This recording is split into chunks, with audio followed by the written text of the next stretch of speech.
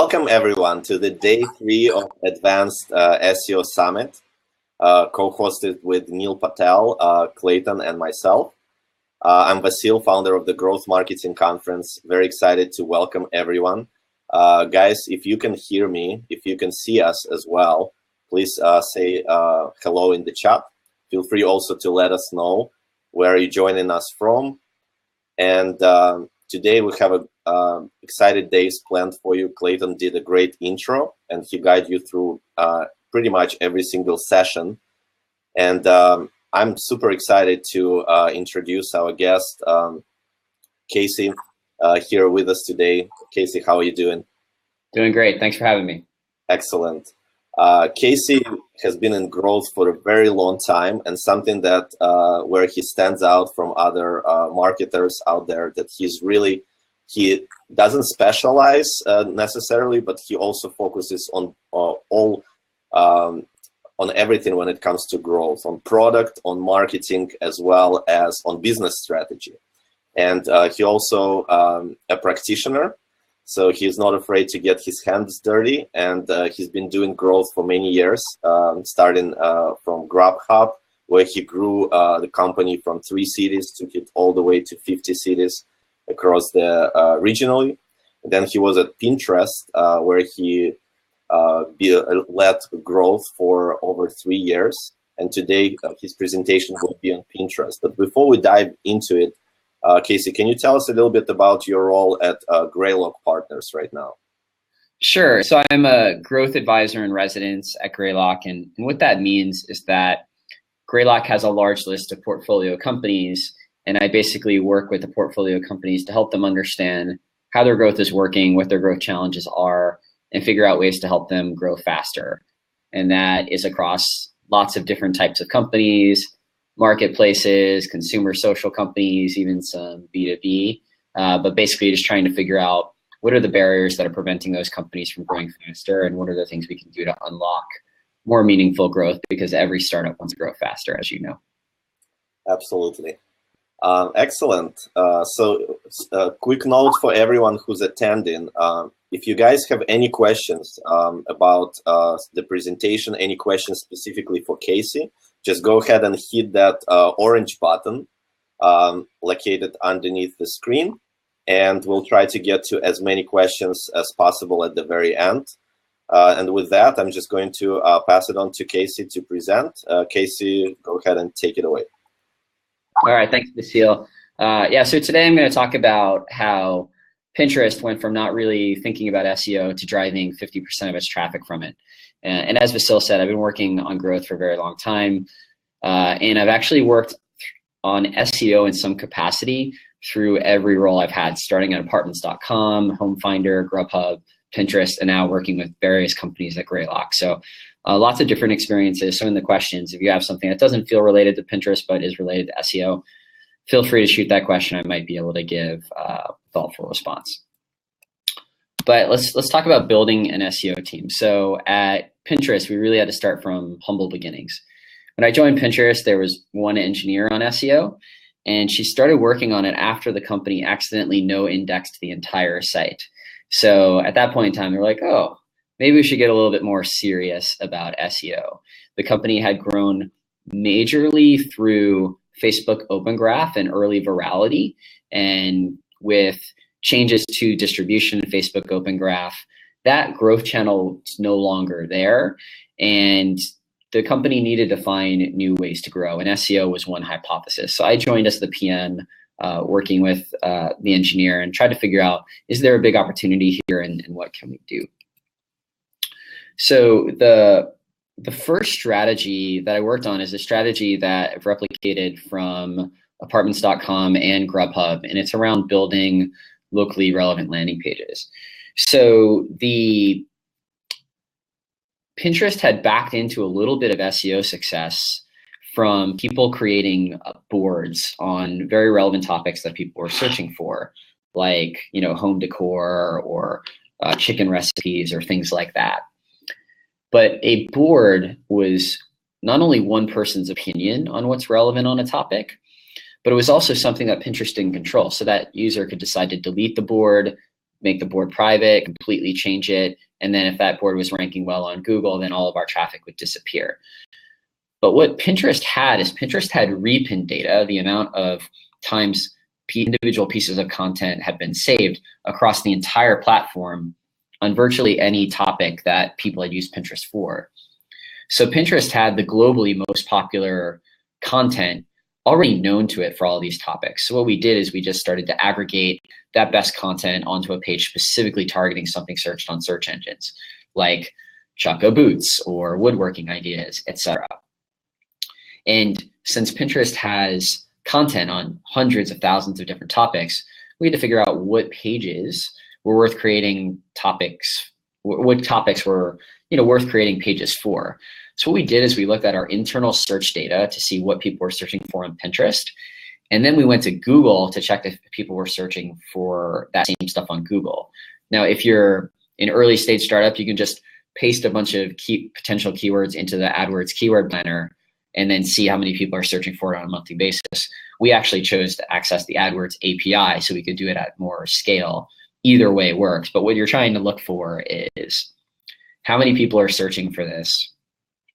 And at a later stage, do I have a possibility of ranking, which for Pinterest, because of its domain authority, always has a chance. So then what we do is like, okay, there's this topic people are searching for on Pinterest. People are also searching for that on Google. Let's check to see if our content is appropriate. Like, are we showing good results, for this term? Is there anything risque about it? And if there isn't anything, then we would launch a page on that topic with the highest repinned content on that topic. And this worked extremely well. It went from 0 to 20% of our signups from Google in 1 year, and was just basically, an up and to the right graph that really started to impact the company. And you're probably like, okay, what does that look like? So this is an example. So James Turrell is a popular artist, and you can see here we have this page that is showing the top repinned content that's related to James Turrell, and you can see we know it's from James Turrell because of what's in the descriptions of the pins. And you basically can scroll and see, in descending order, the most popular pieces of content related to this artist. And you can do this, and Pinterest has done this for thousands of different topics, right? Home decor, recipes, fashion, art, all sorts of things, travel. And not only do these pages rank very well, because it was the best content on Pinterest, it actually converted better than the pages that we were showing to search engine users before, because the content was really good and people wanted more of it, so they would sign up. So the landing page strategy was kind of a core of our strategy in terms of how to grow traffic from search engines. And that's really easy to track the impact of, because you basically have 0 traffic from these pages, and then the traffic grows over time. And as long as it's not cannibalizing from other traffic, you can be confident that it's accretive to the business. But for any other sense of experiments we wanted to do, or for any sort of changes we wanted to make to impact SEO, at Pinterest scale, we had trouble understanding if it actually moved the needle for the company. So, Pinterest is a company that was very used to doing A/B experiments on users, show a bunch of users one thing, show a bunch of users another thing, and see which one helps people, repin more or sign up more, or whatever the key metric you care about. But we didn't have a framework where we could do that for SEO. So what one engineer on our team did is try to see if she could build an SEO experiment framework. And essentially what an SEO experiment framework does is, instead of grouping users into different buckets, you take a page type like boards or topic pages, and then you take a portion of those pages and you group them into buckets of an enabled and control group.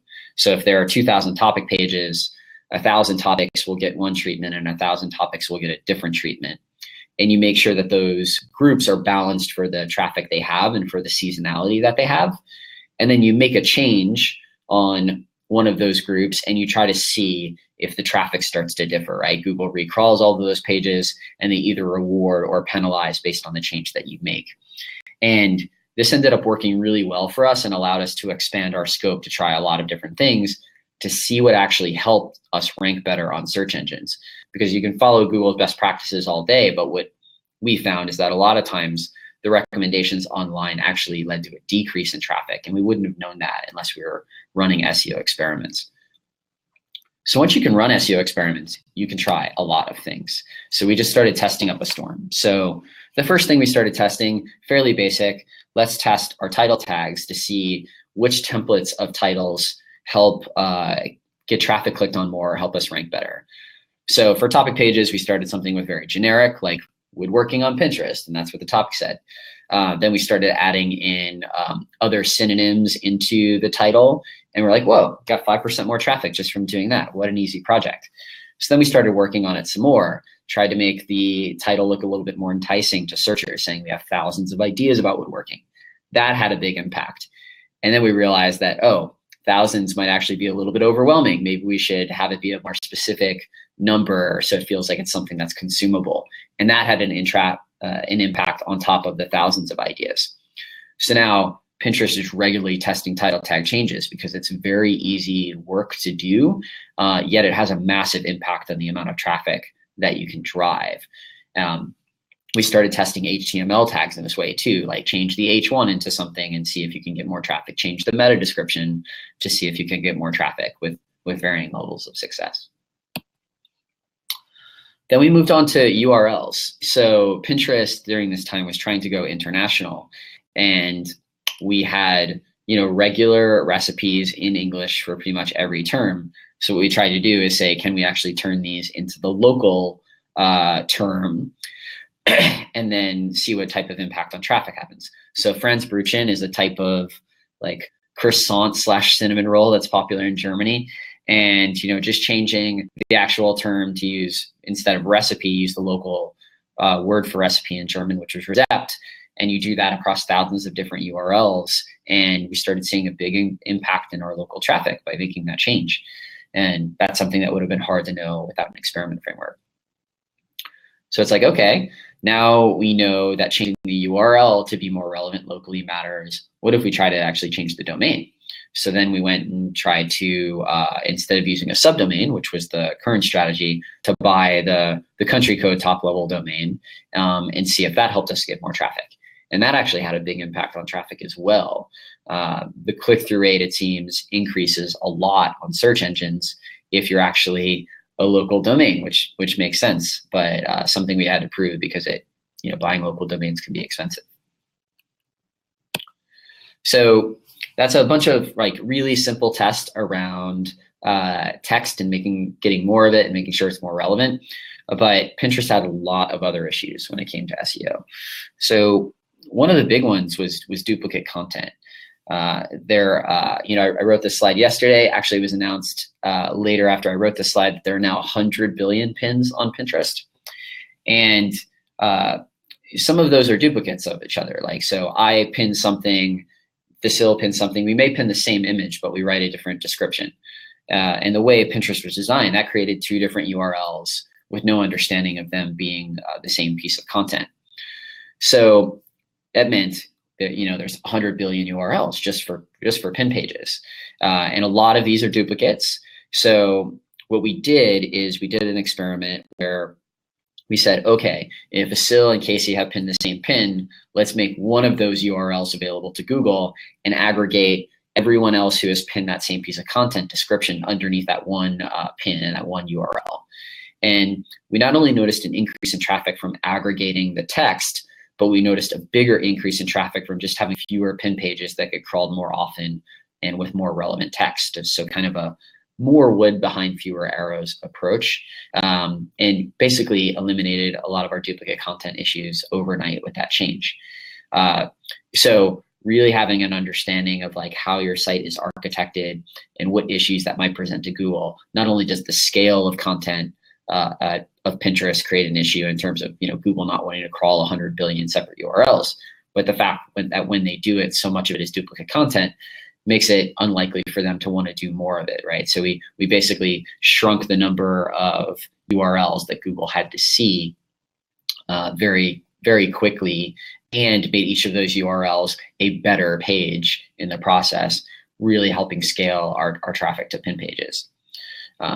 The other interesting thing we did after this experiment is we took those aggregated descriptions underneath, like, you know, a canonical pin, and we started adding them to every board and topic page where that pin shows up. And that increased traffic to topic and board pages as well, pretty significantly. So what you see over time is Pinterest going from a scenario where there's basically very little text on the page, it's an image, Google doesn't know what the page is relevant for, to all of a sudden aggregating a lot of unique content per page and getting rewarded for it pretty much every time we did it. Another thing we did to help Google discover content is start to cross-link more. So zooming in on that James Turrell page, you can see there's these related topic links at the top. And these are useful for users if they want to explore more different types of content on Pinterest, but it's actually really useful for search engines to find all of these new topic pages we're creating. So all of these are individual topic pages. And if we just put them in the sitemap, you know, Google might get to them months from now, but if Google's actively crawling this page, then they're going to get to these URLs a lot quicker. They're going to discover them. And if they have good content, they're going to rank a lot faster. And this is hard to do an experiment on because this actually doesn't help the page it's on rank better. Since these are links, they are descriptors of the page they're linking to. They are not descriptors of the page they are on. And what we found is Google doesn't reward them as descriptors of the pages they're on. They reward them as the descriptors of the pages they're going to. So the anchor text matters, but the anchor text matters in helping the light art installation page rank instead of the James Turrell page rank.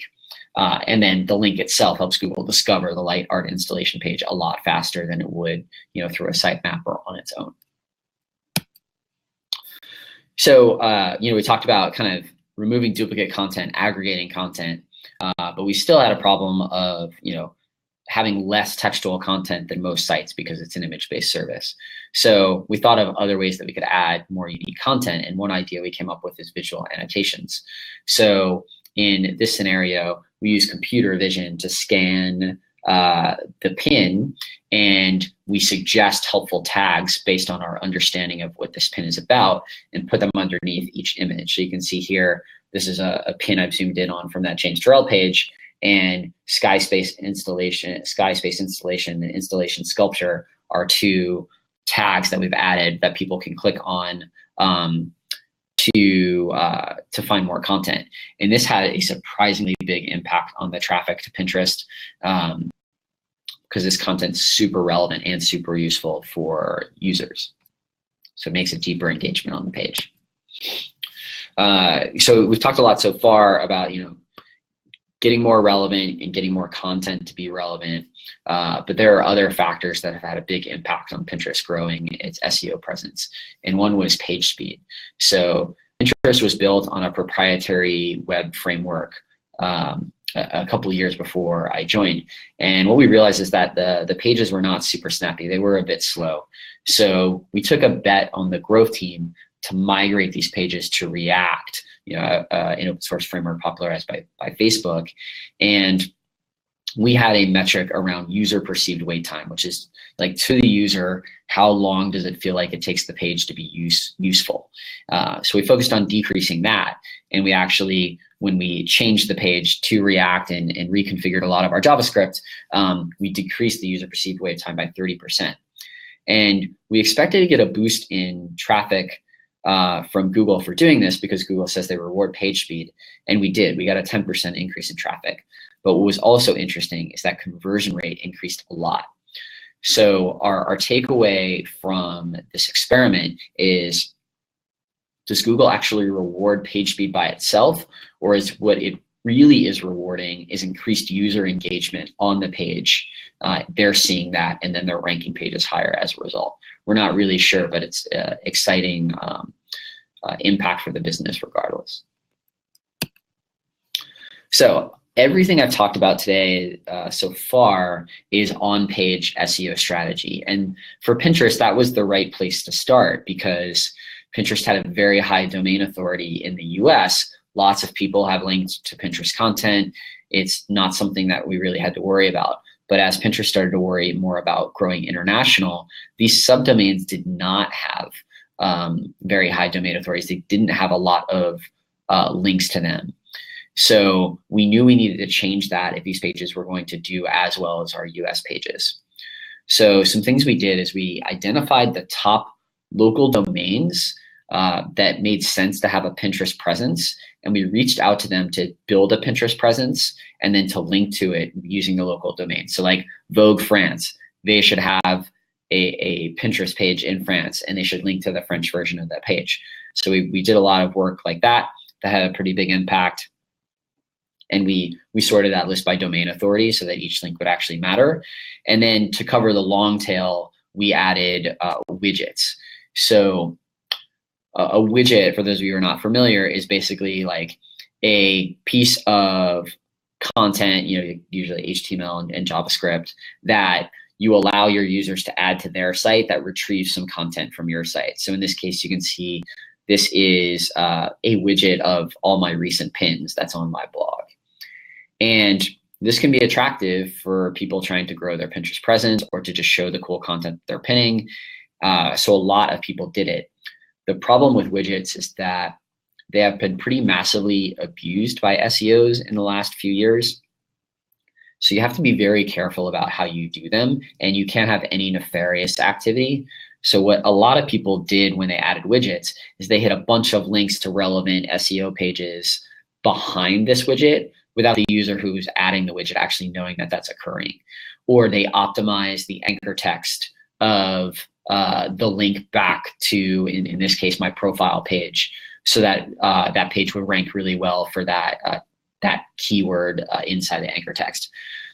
You really can't do any of these things anymore. Google will penalize you fairly quickly. So with the widgets that Pinterest uses, there is just a straight up link to Pinterest, no optimized anchor text, no hidden links to anything else. Basically, very vanilla strategy in regards to that. You can't take the risk at Pinterest scale of doing anything slightly off in terms of Google's minds, because they will aggressively come after you. And that I've seen that with other companies that I work with. But widgets was successful in scaling out links to a lot more people. And it's hard to do experimentation around link building because it's like impossible to do a control group. And then the direct ROI is also hard to prove. But what we did see is that international growth really boomed after we started getting a lot of these local links. So correlation there is strong, but you can't do a true A/B experiment like some of the on-page work we're doing. Okay, so we talked about on-page strategy, we talked about link building, and now I want to talk about actually doing some work on Google instead of on Pinterest or on other sites to drive links. So one of the things that people talk a lot about in SEO now as a strategy is using rich snippets to get like a preferred visual representation on Google of your content. So there's things like, star ratings, for example, is a very common snippet that people use. But there weren't really any rich snippet formats that made sense for Pinterest content, like collections of images. So what we did is we pitched a new format for image-based collections to Google and said, hey, obviously Pinterest is image-based collections, but there are many other sites that are also image-based collections. And we think there's a more engaging way for people on Google to understand that content and see if it's worth clicking on. And we worked on it together. They thought it was a good idea and they launched an experiment. And they launched it on mobile, and you can see here's that same page, the James Turrell page. And now there are sample images that are on that page underneath it, and you can scroll to the right and see more of those images. And you can click on any of those images directly, or of course, click on the link at the top. And this drove more traffic to Pinterest as well. So this was basically saying, what are the limitations, in terms of how we are seen on Google, how relevant we are to Google, how authoritative we are to Google, and then trying to brainstorm different ways that we can improve all of those things. And this is something that I haven't seen a lot of people do, is say like, well, if there's a better way to present that content to Google, go tell them. And if you can show that it doesn't just benefit you, but it benefits a lot of other sites and increases their user engagement, they might listen. And in this case, they did, and it worked out super well. Okay, so last Oh, this is not fixed. Sorry about that. I'll just speak to that issue with the slide. So one other thing we did is, so we talked about on page, we talked about off page with linking, we talked about on Google itself, and then we talked about page speed. So page speed is a major signal of quality, but there are other signals of quality. So one that we saw is that as we logged into the Google Search Console, we were throwing 500,000 errors to Googlebot a day. And we figured this probably is sending a signal that Pinterest isn't a very quality site. So we first had to figure out what was causing the errors and then see how we could fix them.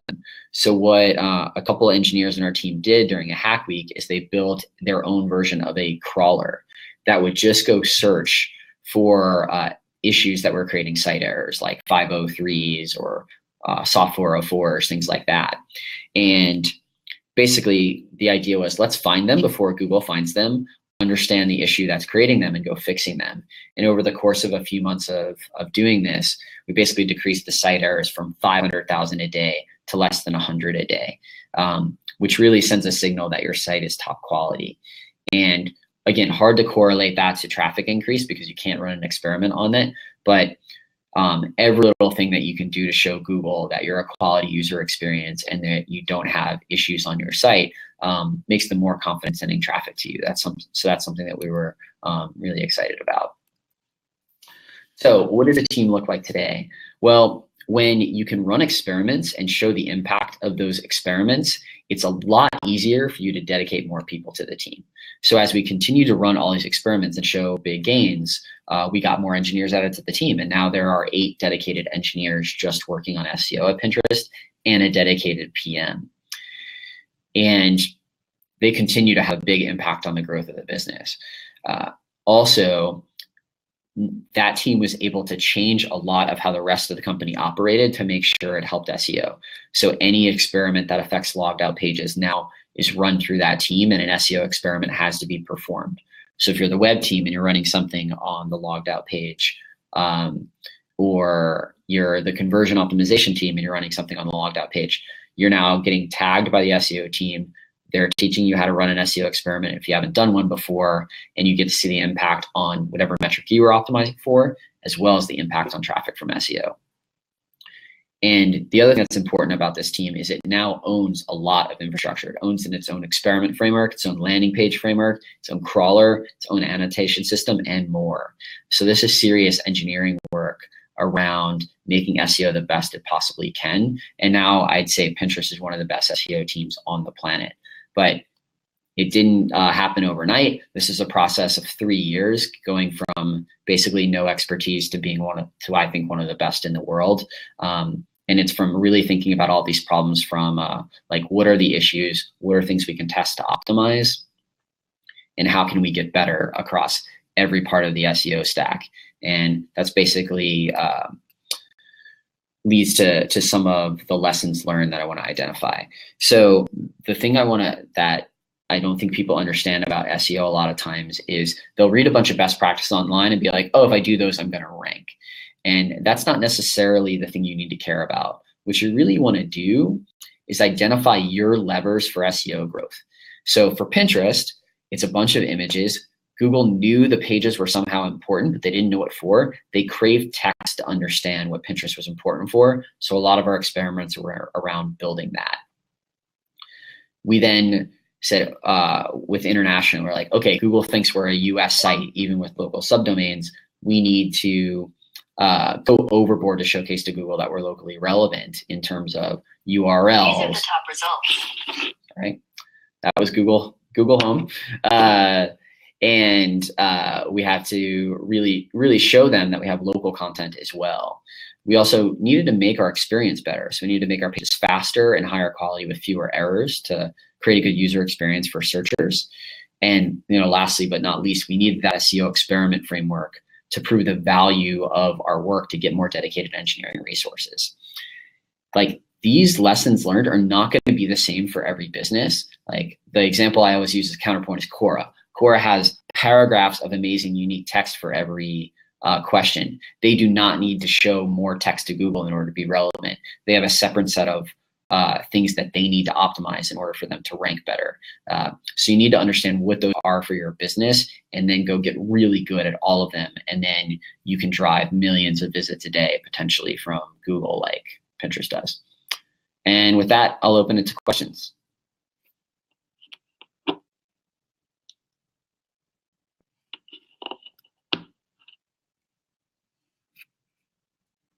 Vasil? Looks like I was on mute. Okay. Can you guys hear me right now? Yeah, looks like I'm back on.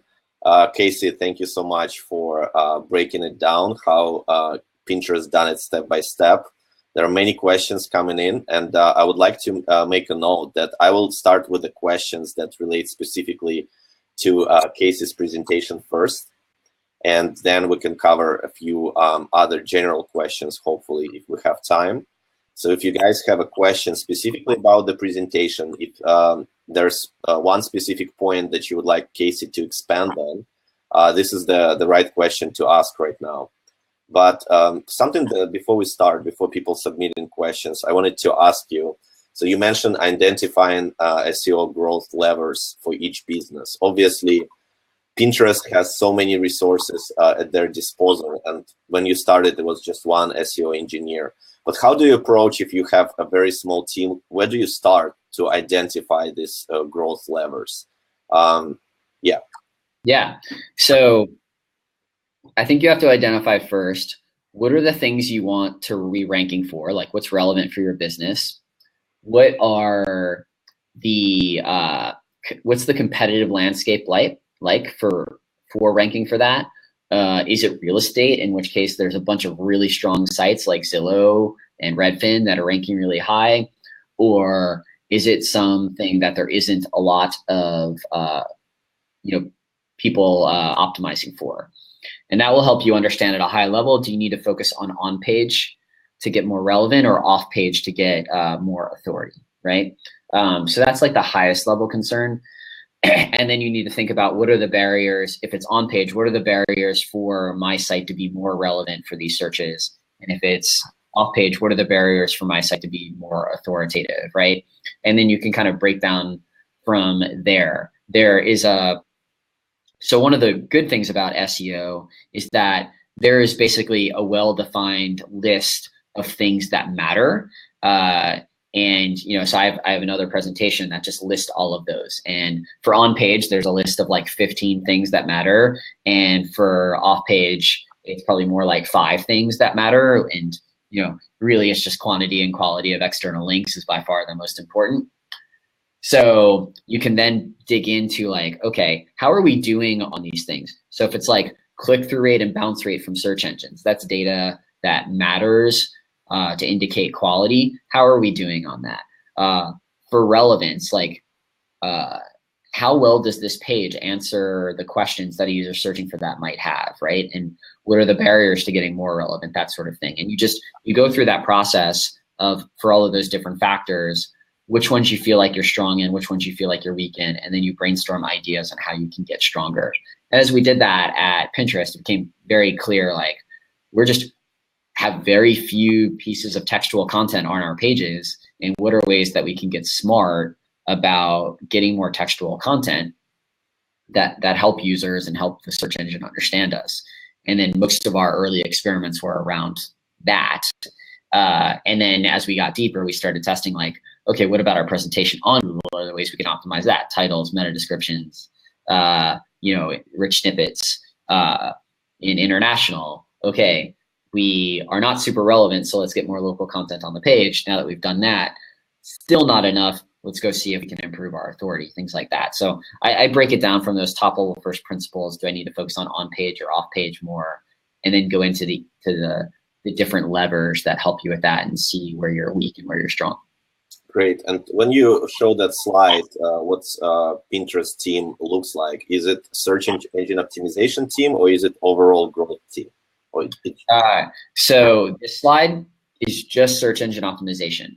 So there are separate teams under growth focused on conversion, onboarding, retention as well. So this is people that are full-time working on trying to get more traffic from search engines.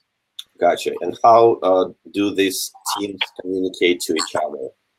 I'm just also curious about that structure that you guys have in place. Yeah, so you have these sub teams under the broader growth team.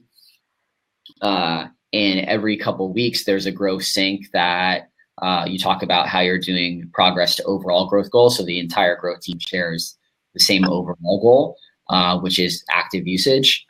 And then people present experiments that they're working on for shared learnings across the team, right? So if it's like you learn this thing on SEO team, you present it to the rest of the growth team because there might be things that help the conversion team or help the people that are sending emails optimize as well. So that's kind of the way the meeting structure works. But then there are also, like if you have an experiment, you have to write an experiment doc. If that experiment's successful, usually you send an email out to the team describing the experiment. And then Pinterest has a notes at Pinterest function where you can send that basically to the entire company and whoever's interested can read it. So those are some of the things that we do at that bigger growth team scale. Very cool. Okay, so let's see, what questions do we have from the audience here, specifically related to the presentation? What is the best way to optimize images description on my website, specifically for Pinterest? Not necessarily related to the presentation, but still, let's cover this question. Yeah, so essentially, Pinterest, there's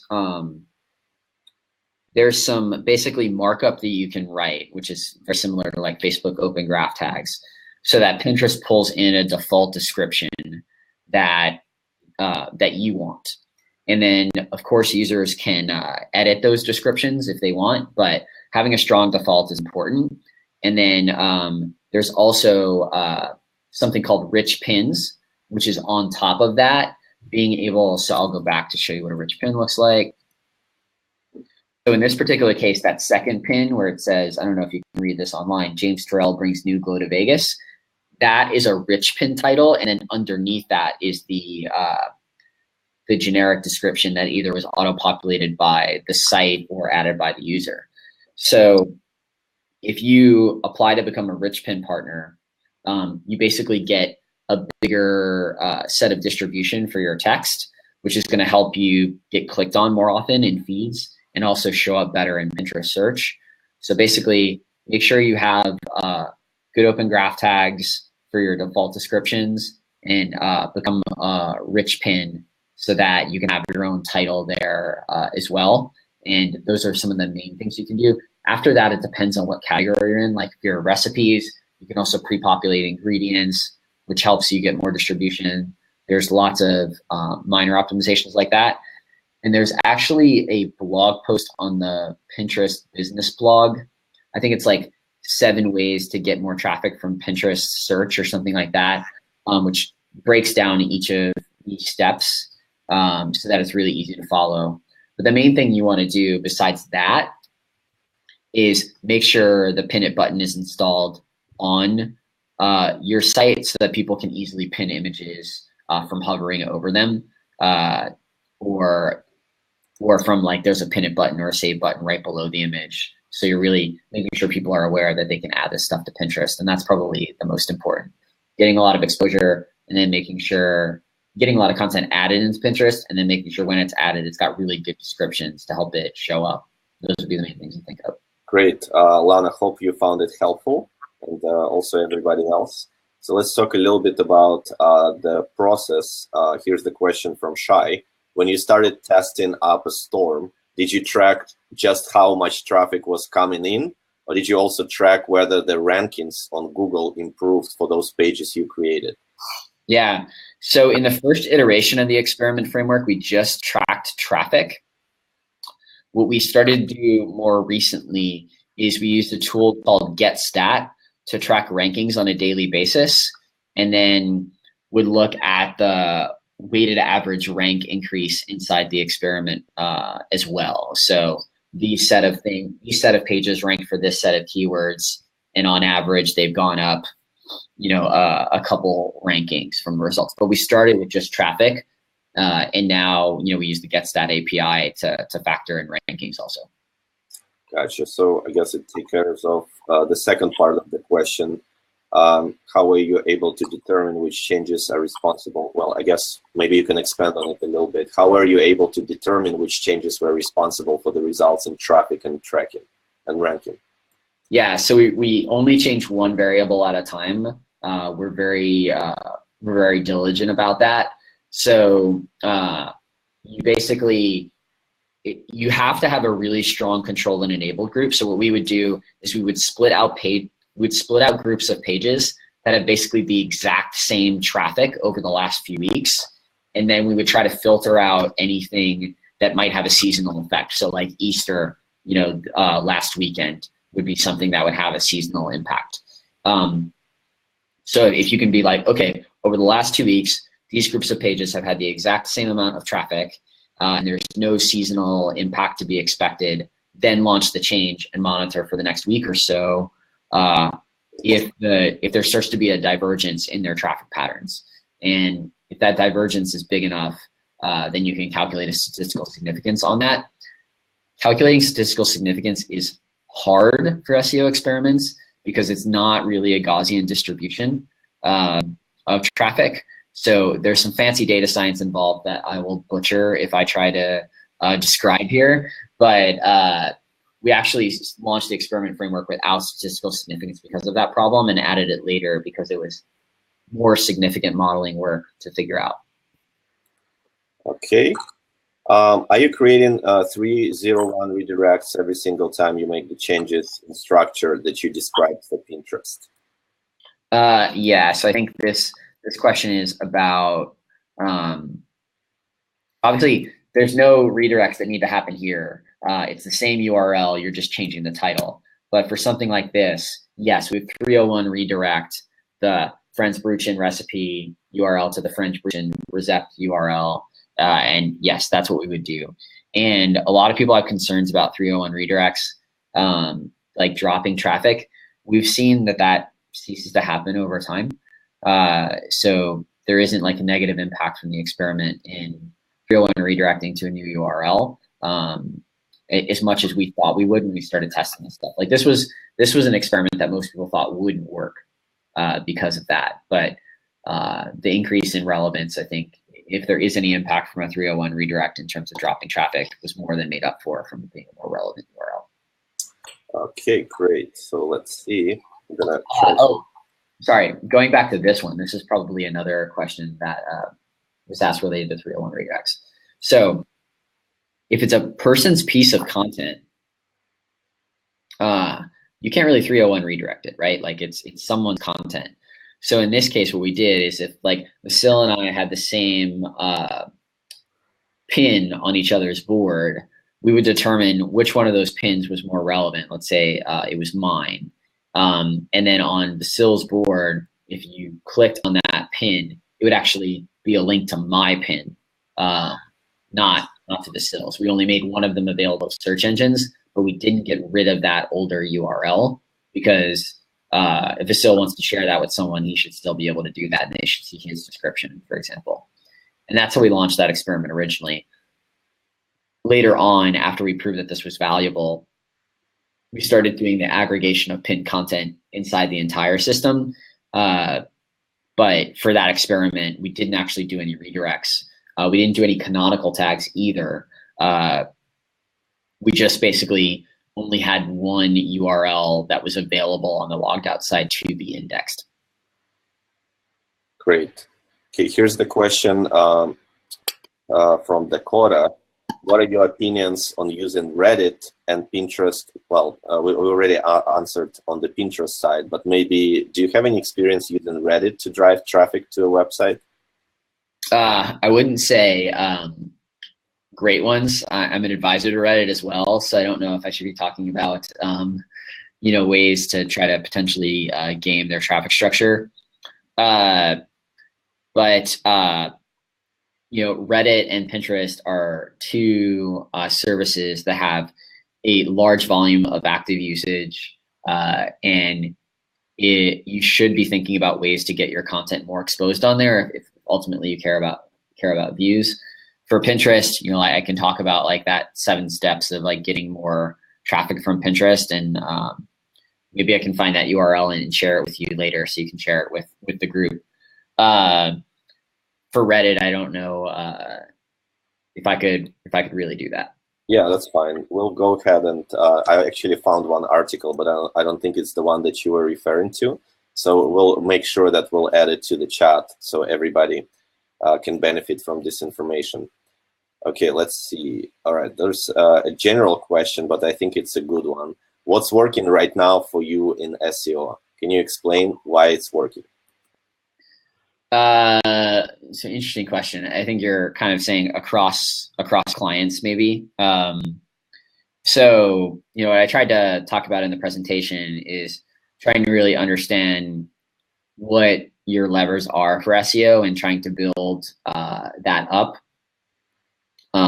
So I do think the question becomes more of a for each specific site, what are the things that need to be worked on? But there are some things that I think have scaled across most of the companies that I worked with. And that's the main one that I use is finding relevant search terms for your business and then building out relevant landing pages that match the intent of that query, and then trying to find a way to build that at scale instead of trying to manually write content and doing content marketing. And there's really two ways that you can do that. One is you can aggregate user-generated content, and that's what Pinterest is doing, right? All of this content was added by users, and we're organizing it. The second way is if you're a marketplace, you can aggregate supply-side content. So in the case of Grubhub, and in the case of apartments.com, we had basically, restaurants and apartment buildings that were our clients, and we would ask them for their menu. We would ask them for, their layouts, that sort of thing. And we would be putting all that stuff online for the first time. It's unique content that we didn't have to build. We just had to basically take it from someone who already had it. And the reason they would give it to us is because we would give them more business as a result, right?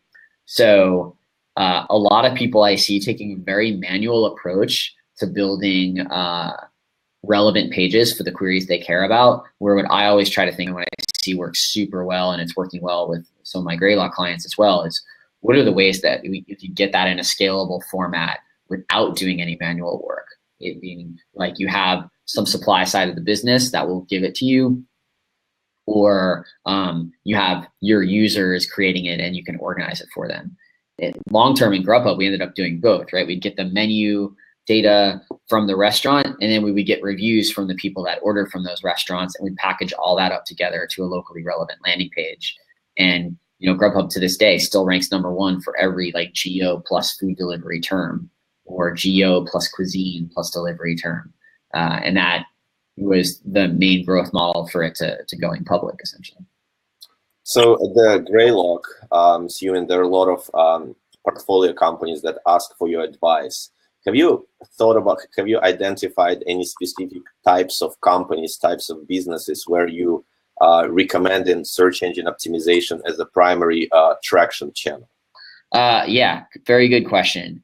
So usually I don't recommend search engine optimization as the first thing you do to grow, because normally there is a lead time for Google starting to care about your pages and understand that they're really not fly by night, but they're actually going to be around for a long time. The way to change that is if you can find some way to build authority quicker than you normally would from a linking perspective. And in the case of Grubhub, that was every time we launched a city, we would get the local press to write about us and get them to link to our SEO pages, essentially. So that meant we had a bunch of local links as soon as we launched a market, so we would start ranking well almost immediately. But if you're trying to think about whether SEO is going to be the thing for you, in another presentation, I basically have a 2x2 box of okay, ask who, what, when, where, how for my business, concatenate all those keywords together, go into the Google Keyword Planner, see what the search volume is like. And then basically what you're asking is there a lot of search volume for these keywords I'm relevant for, or very little? And that tells you is the opportunity for SEO big or not? And then the second layer is how competitive are these search results already? Because if they're not competitive, you can just do a couple easy things and start ranking well. And if they're very competitive, like real estate, then you're going to need to build your entire company out over years to have a chance of competing, or have some sort of innovation that allows you to leapfrog the current best practices for SEO. So for an example of that is lyrics was something that people searched a lot for on Google, but was super competitive. There were dozens of sites that had all the lyrics.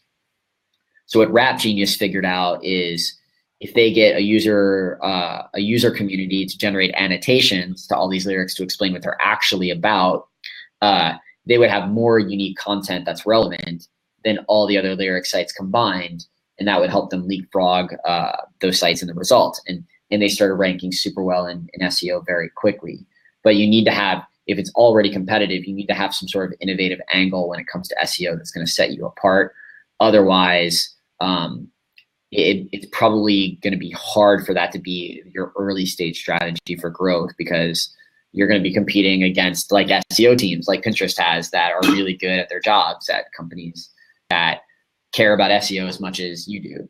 So that's kind of the framework on how I think about it. If you find a segment where there is a ton of search volume and not a lot of competitors, then you go gangbusters after SEO and you can build a very large business that way. And that was what a lot of SEOs did from basically like 2005 to 2010. It's just like, find a space no one cares about that people are searching a lot of content for, build a great site with great content on it, and then ride off into the sunset. Excellent. Thank you, Casey. That was a very good answer to that question. And here's the most upvoted question. I'm not sure if you have done any affiliate marketing as a part of it. Okay, great. So for a new affiliate marketer, what should be the strategy to rank in page 1? Which tool can help in with this strategy? I'm targeting a niche and on a shoestring budget.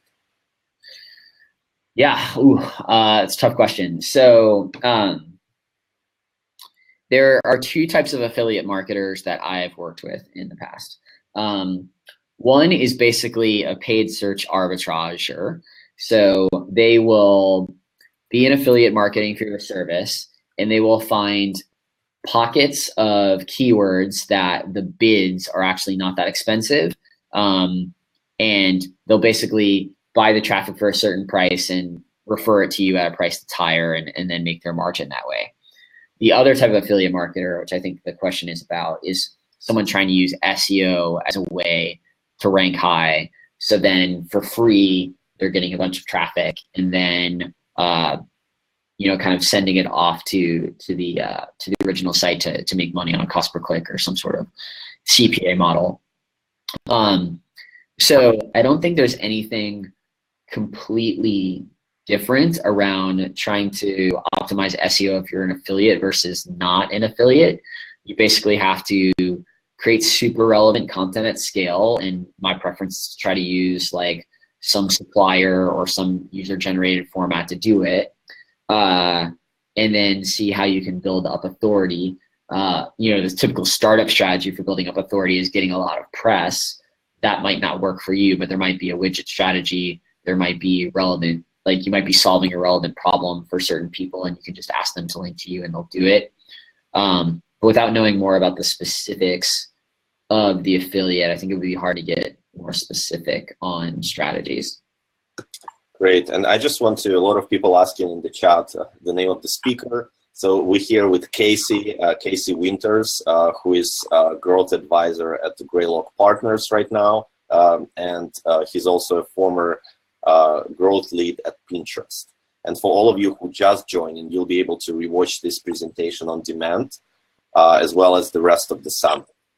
So let's see here. We probably have time for a few more questions, but before we do that, what would be the best way, Casey, to get in touch with you for everybody who's watching this on demand as well? Yeah, so I'm on Twitter at OneCaseman. My email address, cwinters@greylock.com, and my blog is caseyaccidental.com. And some of the stuff I've been talking about with SEO is on that blog. I think there's a blog post called a primer on startup SEO, which references a lot of the stuff I talked about today. Yeah, those would be the best places. Perfect.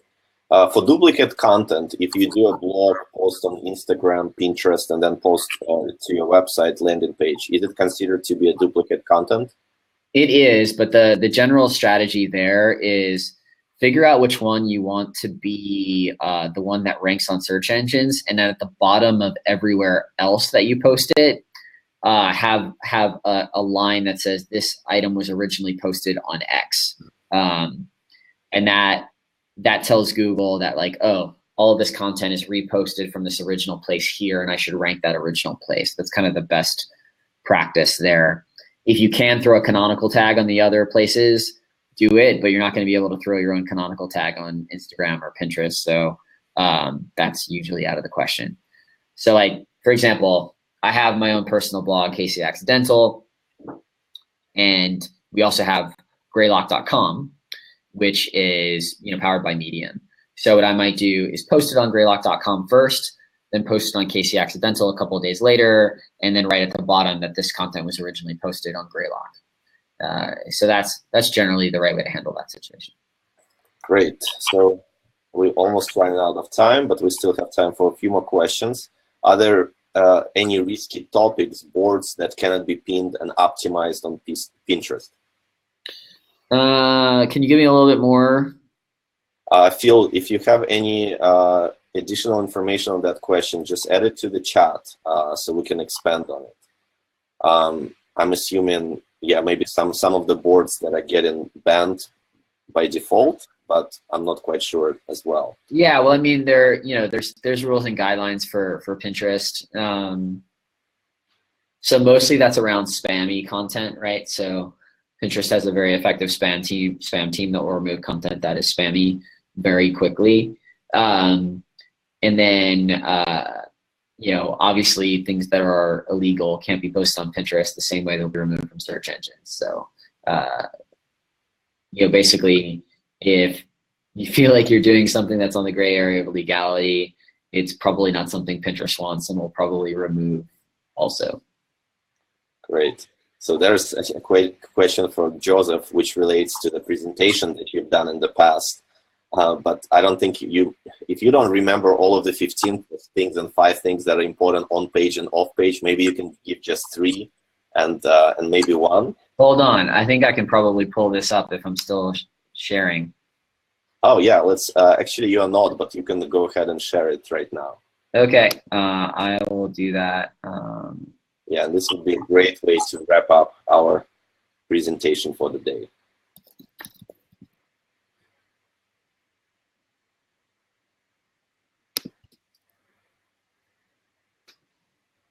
And while we're doing that, while we're searching for it, I just wanted to mention to everyone that we will be wrapping up this session, and then in a few minutes we will be joining with Clayton, who will moderate Nick's session on, let me just make sure that he's all ready to go.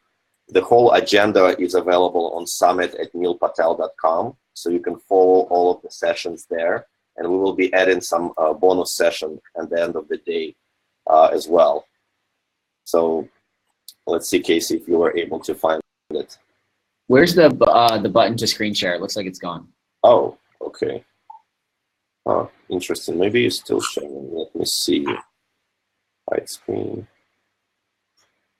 Okay, if you don't see it, I see the screen share, but I don't want to share my screen. Maybe you can just remember a couple of them, or... Yeah, I'll just talk to him then. So title tags. So this is the on-page factors for ranking on search engines. And this is kind of in rough order, but not perfect. Title tags are the most important for relevance. Then HTML tags, so like your H1, your H2, your H3, all the way down to H4. The actual text on the page, the URL, how unique the content.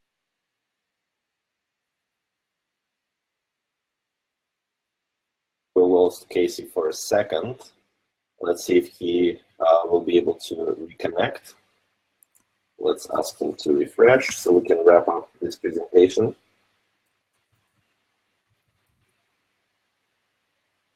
All right, he should be back in just a second.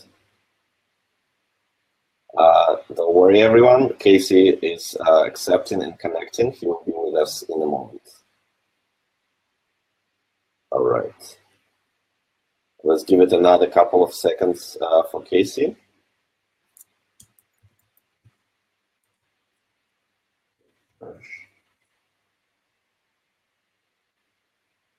By the way, for everyone,